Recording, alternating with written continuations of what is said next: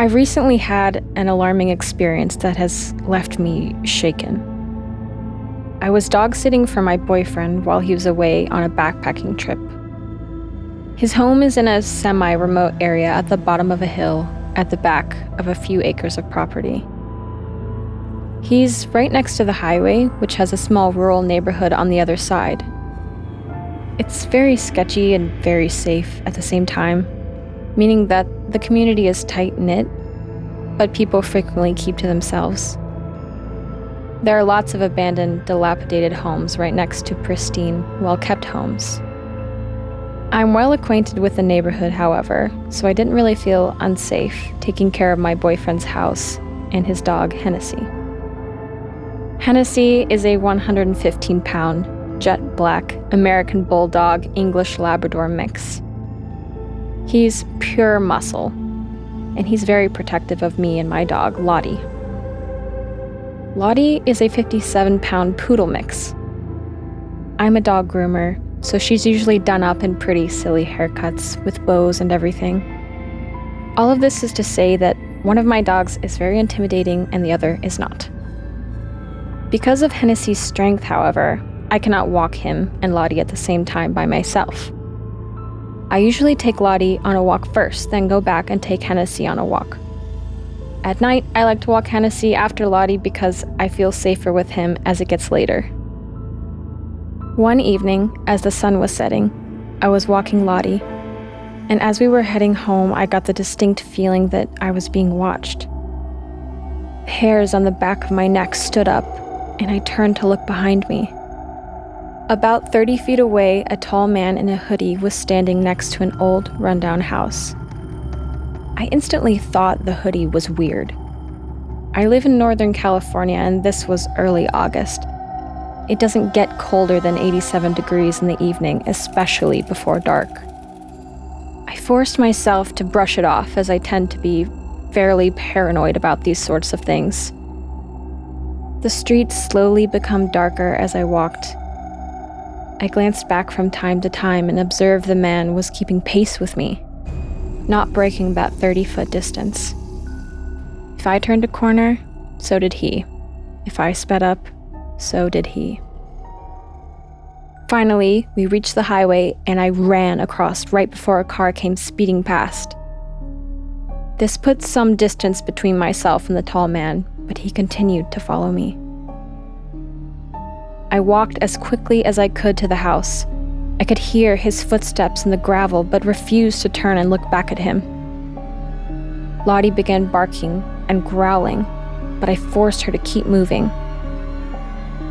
Thankfully, we made it back inside my house and slammed the door behind me and locked it swiftly. Within moments, the man was on my front porch, jiggling the doorknob and trying to open it. Lottie and Hennessy started barking immediately. There's no peephole on my door, but I had no desire to see this unwelcome visitor anyway.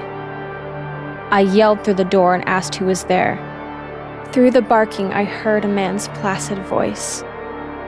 "I love your dog. Can I meet her?" The way he said it was so creepy. There was nothing behind it, as if he'd rehearsed the line beforehand. I yelled back, "No, please go away!" He paused for a second, then repeated, "I love your dog. Can I meet her?" He tried the door handle again, this time pushing his weight against the door. Both of the dogs could tell something was very wrong. The fur on the back of Hennessy's neck was standing up, and he gnashed his teeth as he growled. A wild idea struck me. I picked up Lottie and put her in the bathroom where she'd be safe. I grabbed Hennessy's collar and kept him close to the door with me as he continued barking viciously.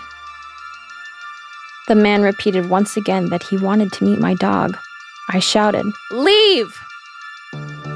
He paused, then slammed into my door with the full force of his body, making the door shudder on its hinges. Okay, he wanted to meet my dog so bad? Let him meet my dog. I unlocked the door and opened it just wide enough for Hennessy to get halfway out. Hennessy lunged for the man, and my hand hurt from trying to hold him back. I could hear his teeth clacking as he ferociously chomped towards the man. This dude was not expecting Hennessy. He stumbled back in terror, almost falling to the ground. He cursed as he scrambled away. Without a second look, he booked it out of sight as quickly as he could. I managed to pull Hennessy back in and called the cops. I never got a good look at the guy, so they told me there wasn't anything they could really do, but they did take my statement and told me that they'd contact me if anything ever came of it. I am so thankful for Hennessy. After the police left, I snuggled up with him and Lottie that night and cried as it hit me how terrified I was. I went out the next day and bought him the biggest bone I could find from a pet store nearly an hour away, because he'd earned it. Of course, I got something for Lottie too. She may not have Hennessy's brawl, but she still did what she could to protect me.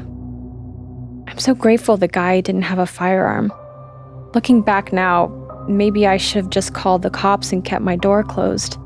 But I hope that since he saw Hennessy, he knows not to come back and mess with us again.